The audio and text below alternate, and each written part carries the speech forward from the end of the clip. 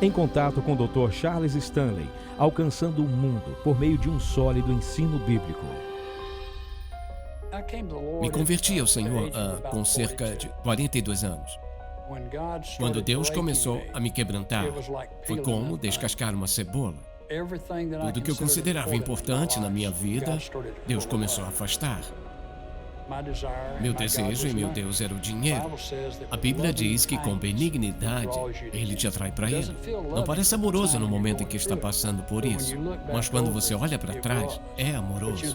Mas conhece aquele propósito de me descascar, até o ponto em que eu pensei que tinha tido um ataque cardíaco. Eu vim da Alemanha e fui direto para o hospital. E quando você está deitado de costas olhando para cima, está olhando para Ele. Mas naquele dia eu disse: eu desisto, eu me rendo, porque Ele chamou minha atenção. Então comecei a clamar por Ele. Me tornei uma nova criatura em Jesus Cristo. O velho se foi, o novo chegou. E Ele me deu um foco e um propósito na vida, então, que eu não tinha antes. Podia ver todos os negócios que fiz. Você ficaria feliz por 2 ou 3 dias e teria que mudar para outra coisa. Mas, sabe, Deus apenas me apontou a direção que Ele queria que eu fosse. Então, desde então, as coisas nunca mais foram iguais. Nós ministramos em Calhoun, Georgia, pequena cidade dos tapetes. Há 20 anos atrás, Tammy e eu vimos uma necessidade lá. Quero dizer, havia uma pequena cozinha de sopa, mas o atendimento não era muito bom porque você tinha que ir lá para pegar a comida. Estávamos pensando se pudéssemos reunir as igrejas para trabalharmos juntos. Poderíamos estar ali, preparar os alimentos e entregar a eles. Muitas dessas pessoas ficam em casa, são idosas, elas não podem sair muito, são solitárias. O Dr. Charles Stanley tem sido tão importante na minha vida, seus ensinamentos. Um dos princípios de vida é que o quebrantamento é um requisito para que Deus o use grandemente. Sabe, se Ele vai te usar grandemente, Ele vai ter que destruir o velho você para que Ele possa brilhar e ser glorificado em sua vida. Porque ao se tornar esse condutor ou canal do que Deus quer fazer através de você para alcançar outras pessoas, é simplesmente incrível o que Deus pode fazer com você. Você continua caminhando até que Deus o chame para casa. Você não sabe quando vai ser, mas sabe, como o Dr. Stanley, eu quero continuar até eu não poder mais. A seguir em contato, preparação para a batalha. Você já se perguntou por que há tantas referências a batalhas nas Escrituras? Porque quando você pensa nisso, você pensa sobre o fato de que Paulo disse a Timóteo, em 2 Timóteo, capítulo 2, ele disse, sofra as aflições como um bom soldado de Jesus Cristo. E em 2 Coríntios, capítulo 10, ele fala sobre as armas da nossa milícia, derrubando fortalezas. Ele fala sobre cativos, ele fala sobre escravidão, e batalhas, estratégias por toda a Bíblia. Tem muita coisa aqui sobre batalha. Bem, eu me pergunto como isso combina com o fato, por exemplo, de que a Bíblia diz que Jesus Cristo é o príncipe da paz. E ele diz que você e eu seríamos conhecidos pelo fato de nos amarmos. É assim que o mundo saberia que pertencemos a Ele.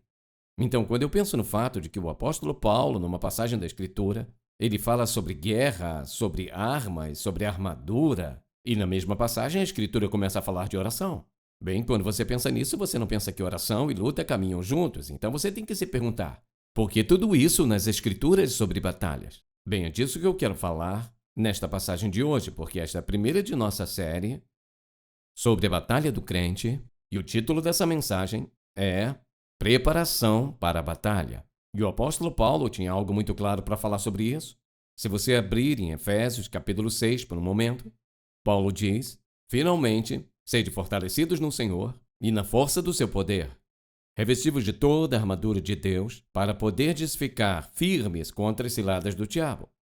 Pois a nossa luta não é contra carne e sangue, mas contra os principados, contra as potestades, contra os príncipes das trevas deste século, contra as hostes espirituais da maldade, nos lugares celestiais. Portanto, ele diz, tomai toda a armadura de Deus, para que possais resistir no dia mau, e tendo feito tudo, ficar firmes. Então ele diz, ficar firme e lista toda a armadura que o crente deve ter. Então, quero que olhemos por um momento e observemos a natureza dessa batalha que você e eu enfrentamos. Porque a verdade é que, de fato, enfrentamos uma batalha quando acordamos pela manhã, entramos numa batalha. No momento em que você confiou em Jesus Cristo como seu salvador pessoal, você nasceu de novo em um campo de batalha, do qual você nunca sairá até que Deus o chame para casa. Você nasceu para uma batalha que nunca vai cessar. Não significa que a intensidade será sempre a mesma, mas a batalha estará sempre lá. Nunca haverá um momento em que a batalha acabou. Agora, qual a natureza dessa batalha? Bem, é uma batalha espiritual, como eu sei disso, em primeiro lugar, porque somos seres espirituais. Embora tenhamos um corpo, uma alma e um espírito, que é a parte mais importante de nós, é o nosso espírito, porque você e eu poderíamos viver e vamos viver sem esses corpos quando deixarmos aqui e Deus nos levar para casa. Ainda teremos nosso espírito e nossa alma, nós de verdade, assim que nos relacionamos com Deus pelo nosso espírito. Então, a verdade é que nós somos seres espirituais. Então, essa é uma batalha espiritual, porque Satanás está atrás de cada parte de nós. Ele quer nos pegar em nosso corpo, em nossa alma, nossa mente, vontade, em nossa emoção, consciência. Nossa consciência certamente quer lidar com o nosso espírito para fazer o que ele puder para nos afastar em nossa mente do Todo-Poderoso Deus e nosso relacionamento com Ele. É esse relacionamento pessoal que você e eu temos com Jesus Cristo, que é o seu alvo final. Vai atingir o nosso corpo, atingir nossas emoções, mas o que quer acima de tudo é o nosso relacionamento pessoal com o Pai, sabendo que certamente Ele não pode mexer com o nosso espírito. Ou seja, não pode nos separar de Deus, não pode de forma alguma estender a mão e nos pegar e destruir nada sobre nossa segurança eterna. Somos eternamente seguros porque Deus, em seu amor e graça, tornou isso real. Já que não pode tocar nosso espírito. O que ele vai fazer vai nos assediar de todas as formas para nos fazer infelizes na vida e nos impedir de desfrutar o Senhor e ser o tipo de testemunha que Deus quer que sejamos. E isto é uma guerra. Ouça, é uma guerra contra sua alma, seu espírito, seu corpo, seu futuro, seu presente. Ouça, e é contra tudo aquilo que você ama, tudo aquilo que é importante para você, especialmente aquelas verdades que você crê de todo o seu coração. Ele é contra o sistema de crenças dos filhos de Deus. É uma batalha espiritual.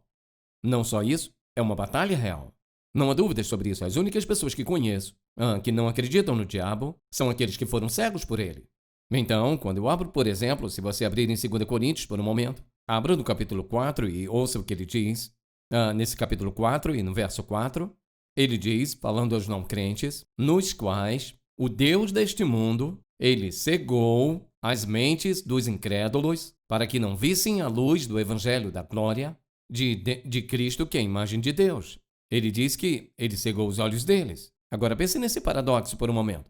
Eis aqui o Senhor Jesus Cristo e qual a sua meta? É nos fazer reconhecer que Ele é real e devemos crer nele. O que Satanás quer fazer? Ele quer nos enganar para que não acreditemos que existe algo como o diabo. Em segundo lugar, ouça, não vamos crer que existe tal coisa como ele e certamente não vamos falar sobre ele. Então, contando que ele consiga fazer as pessoas não falar sobre ele, não crer nele, não acreditando nele, então, ele será onde quiser. Pode fazer todos os trabalhos dissimulados, sujos, desagradáveis e baixos que faz na vida de uma pessoa enquanto ela não perceber que existe o Satanás. E que há uma estratégia acontecendo. Elas são suas vítimas e elas têm exatamente onde elas querem. Então alguém diz, eu não acredito no diabo. Ponto para ele, te colocou onde ele queria.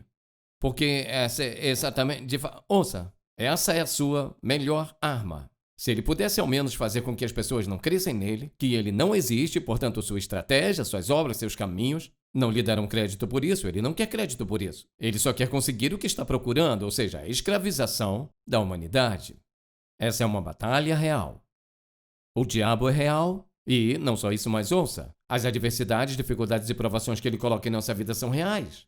Quando está sofrendo, emocionalmente é real. Quando está sofrendo, fisicamente é real, é dor real. É dor real. São situações reais, circunstâncias reais, é onde vivemos. Temos que enfrentar as coisas, situações financeiras, situações familiares, situações físicas, tudo isso é real. Ele está por trás de cada ato de doença. Não estou dizendo que Deus não permite coisas na vida, mas no final toda morte, pecado, doença, todo mal, em última análise, é resultado, você deve traçar todo o caminho de volta a Satanás no Jardim do Éden, onde tudo começou.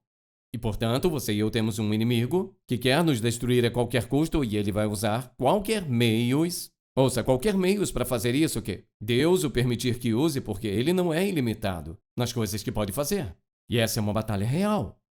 Então, estamos falando de algo que, aos olhos de Deus, é totalmente, extremamente importante. É por isso que Paulo diz, eis o que você tem. Eis quem você é. Eis como devemos viver, mas quero te dizer, você terá oposição. Há uma segunda coisa que ele diz que eu quero que você note é isso. Ele diz, você tem que assumir responsabilidade. Vejamos o que diz no verso 10. Ele começa com esse alarme. Alarme é um som, um sinal que o perigo está por perto. Algo está para acontecer. Então é por isso que chamamos de alarme. Ouça, finalmente, fortalecei-vos no Senhor e na força do seu poder. Então eu quero que observe essa palavra. Quando ele diz, fortalecei-vos no Senhor. A palavra significa ser capacitado, que está no tempo presente, que significa, é isso que significa. Continuamente, ouça, continuamente sendo capacitado. Isso não é algo que nós fazemos para nós mesmos, isso é algo que Deus Todo-Poderoso faz por nós, ou seja, Deus está continuamente nos capacitando para fazer, nos tornar em cada decisão, não importa o que, Ele é quem está fazendo. E ouça o que ele diz, finalmente, se fortaleça, ou seja, ele diz, ou seja, capacitado. E do que ele está falando? Apenas isso, que o Senhor Jesus Cristo, que está vivendo dentre nós na presença do Espírito Santo, ouça, Ele é a fonte da nossa força. Agora, não há sequer um único de nós que possa igualar isso com o diabo. Nenhum de nós não somos tão espertos como ele. Nem tão poderoso como ele. É mais poderoso que nós, sim, ele é. É mais esperto que nós, sim, ele é. Teve mais experiência. E ele, ouça, ele derrubou o maior. Ele derrubou o maior. Não há um único de nós que seja mais esperto que o diabo. Então, quando ele diz fortalecei-vos no Senhor, o que está dizendo? Está dizendo isso, que você e eu devemos viver nossas vidas nessa batalha, de modo, ouça, que extraímos nossa força. Nós extraímos nossa força para enfrentar o diabo da presença do Senhor Jesus. Ele é a nossa força, ele é a fonte da nossa força. Então nós não vamos tirar de nós, não temos que tentar tirar de nós mesmos.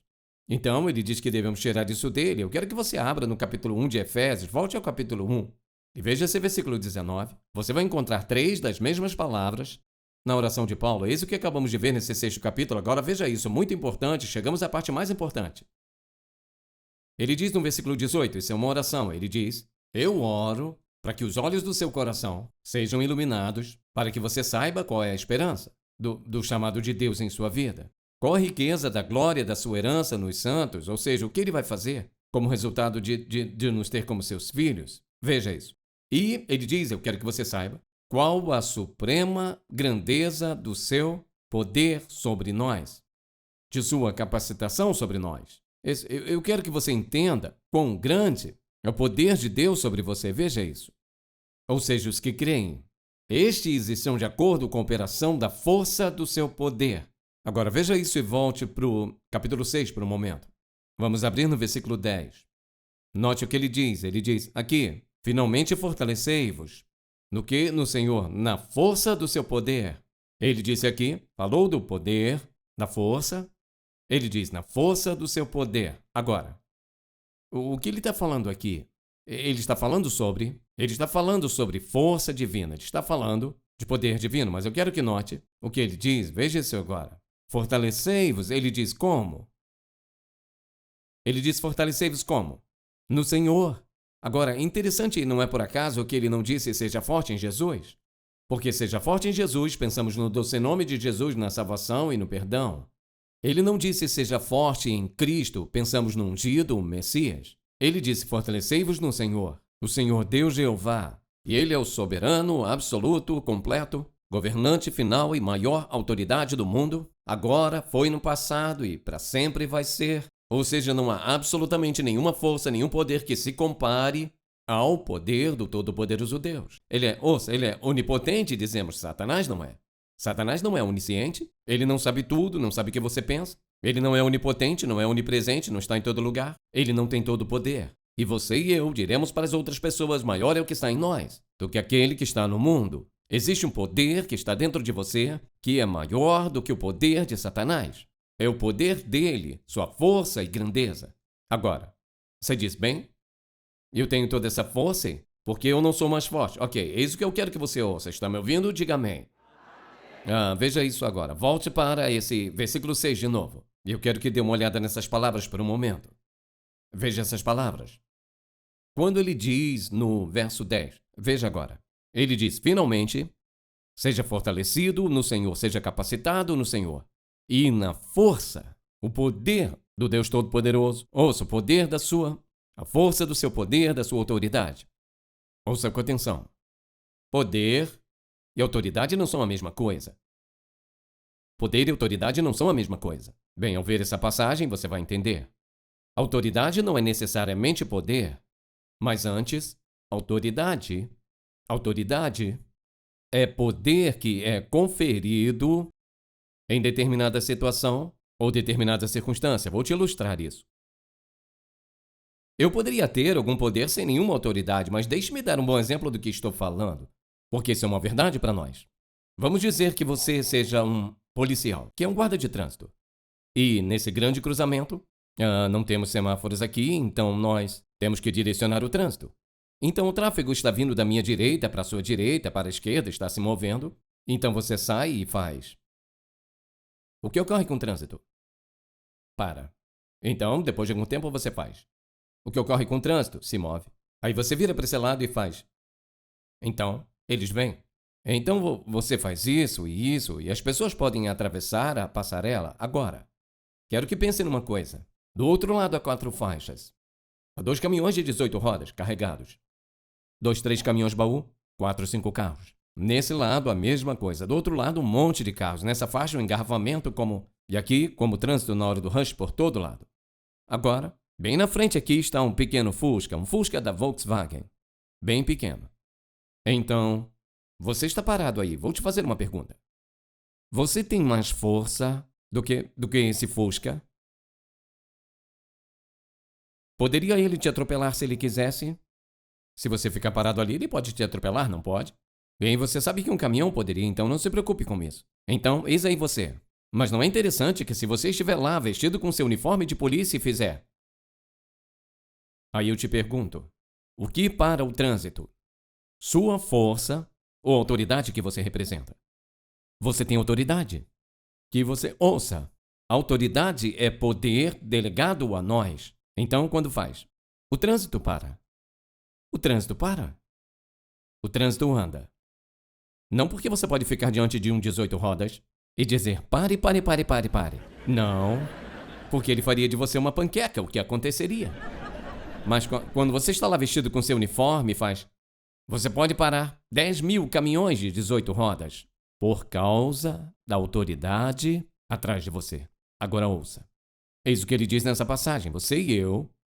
Ouça, não temos apenas a força de Deus, nós temos a autoridade delegada para poder dizer, Satanás, saia daqui, deixe-me em paz.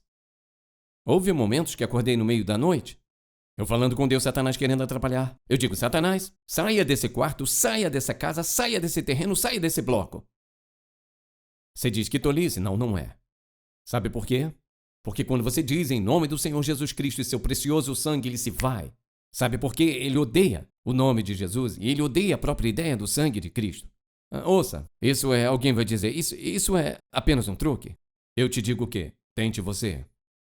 Não é um tipo de truque, é o poder de Deus liberado em um ser humano. Isso é exato. Ouça, cada um crente tem Cristo vivendo dentro de si, então temos a força de Deus. Mas o poder de Deus não basta, precisamos da autoridade de Deus na vida, nós temos. Ouça, temos uma divina autoridade. Quando podemos exercitar essa autoridade? Somente quando andamos no Espírito. Ouça, Deus não permitirá que exerçamos autoridade divina se vivermos na carne, vivemos em nossa naturalidade, agindo sozinhos, sendo desobedientes a Deus.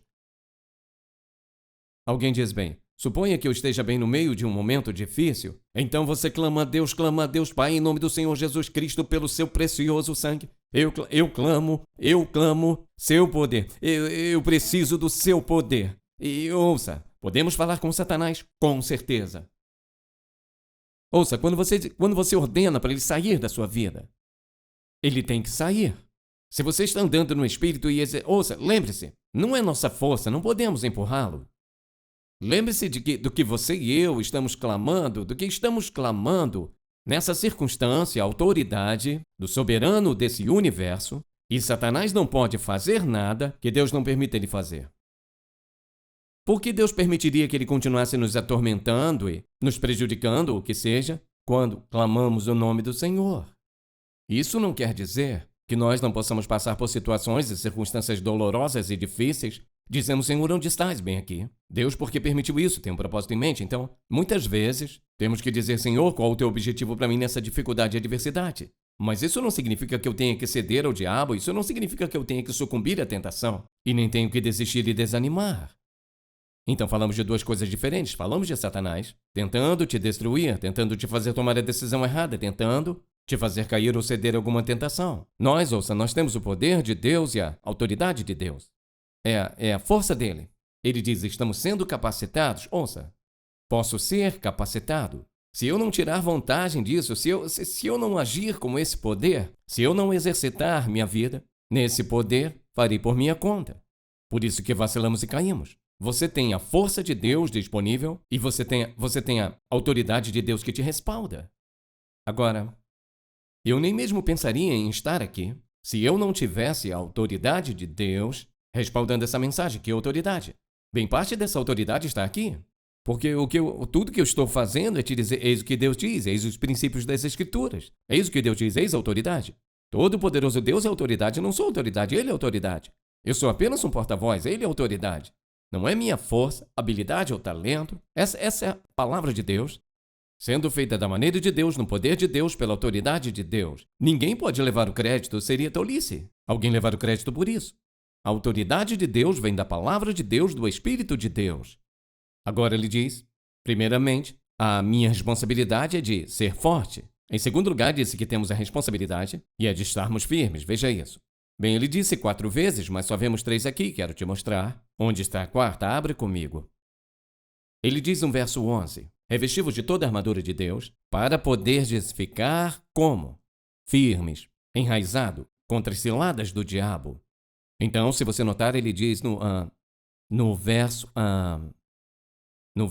13, portanto, tomai toda a armadura de Deus para que possais resistir no dia mau. Essa palavra, no grego, é a mesma que a palavra aqui, ficar. Ficar firmes só tem um prefixo e é usado aqui para dizer resistir ou ficar firmes no dia mau. E tendo feito tudo, ficar firmes, ficar firmes. Então, 4 vezes ele diz isso. Por que ele diz ficar firmes? Eu quero que você note uma coisa. O que está faltando em toda essa passagem de guerra é isso. E ele diz qual é a nossa armadura em alguns momentos, mas em nenhum lugar dessa passagem ele diz avante, marche. Em nenhum lugar ele diz ataque. O que ele diz? Ele diz prepare-se para a batalha. E o que eu quero que você faça, eu só quero que você fique firme. Sabe por quê? Porque ele diz para nós exatamente o que o profeta disse para Josafá naquele capítulo 20, quando saíam para enfrentar o inimigo. Ele diz, fique firme e observe a salvação do Senhor. Ele disse a Moisés, na margem do Mar Vermelho. Ele não disse, prepare-se para lutar com os egípcios. Ele disse, fique firme e observe a salvação de Deus. Agora ouça com atenção. Deus não quer você e eu lutando com o diabo. Ele não quer isso. O que ele quer que façamos? Deus quer que nós nos fortaleçamos nele. E ele quer que fiquemos firmes e o observemos fazendo suas maravilhas e milagres. Não significa que vamos dizer Deus o que está fazendo. Não. Sabemos o que está acontecendo. Nossa força vem do Senhor. E tomamos nossa posição contra o mal, contra o pecado, contra o diabo, contra esta tentação, contra essa prova, contra essa perseguição. Tomamos nossa posição. Agora, o que nós temos que fazer? Temos que crer nele. Então, quando você dizer como, essa é a nossa posição. Estamos na força do Todo-Poderoso Deus. Estamos pacientemente esperando que ele intervenha nessa circunstância. Estamos vestidos com a armadura de Deus, o capacete da salvação, para proteger nossa mente, a couraça da justiça, nossas emoções. O cinto da verdade protege o que cremos. E adiante. Nós, estamos firmes na autoridade do Todo-Poderoso Deus, que segue conosco. Permanecemos confiantes. Nós não temos que temer, não temos que fugir, não temos que vacilar, não temos que cair. Nós só paramos e observamos Deus fazer sua obra. É disso que se trata descansar no Senhor, não é lutar. É descansar no Senhor, não é inatividade. Pergunte a qualquer soldado no campo de batalha, quando está entrincheirado esperando o inimigo atacar. Bem, você está sendo passivo, não? É por isso que ele diz estar firmes, resistir. Tome uma posição contra, sabendo que Satanás vai atacar ou você está enfrentando esse ataque. Se quer o melhor de Deus, em um mundo tão distorcido, e tão bagunçado e sujo. Mesmo em meio a tudo isso, você ainda pode ter vida. No seu melhor, se colocar sua confiança em Jesus Cristo, porque sem Ele, veja quem é seu amigo. Sem Cristo você tem o diabo como seu líder. Você diz, eu não acredito, quer saber? Isso não faz nenhuma diferença no mundo, é exatamente o que Ele quer que você pense. Ele não quer que acredite nele, porque se começar a acreditar nele, vai saber o que está fazendo. Você vai querer mudar. Ele não quer que você mude. Mas, meu amigo, quando você muda pela graça de Deus, vai entender o que estava perdendo. Você quer que Cristo seja o seu capitão, você quer. Você quer que Deus, o Pai, seja seu comandante supremo. Quer a vida no seu melhor? Basta pedir, aceitando-o como seu Salvador. Pai, te amamos, louvamos e bendizemos teu nome. E pedimos que o Espírito Santo, que cele essa mensagem, cele tão firme que não possa escapar. Ninguém possa ignorar. Mas seu fruto será a salvação dos perdidos. Seu fruto dará força àqueles que se sentem fracos e àqueles que estão caindo e vacilando de novo e de novo e de novo. Te amamos e te louvamos, porque tu és confiável, sempre presente, sempre junto, em cada circunstância da vida, em nome de Jesus. Amém.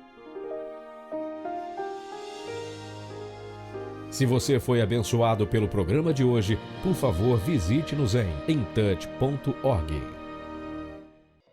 Em Contato, levando pessoas do mundo inteiro a um relacionamento crescente com Jesus Cristo e fortalecendo a igreja local. Este programa é patrocinado pelo Ministério Em Contato e é possível pela graça de Deus, suas orações e ofertas fiéis.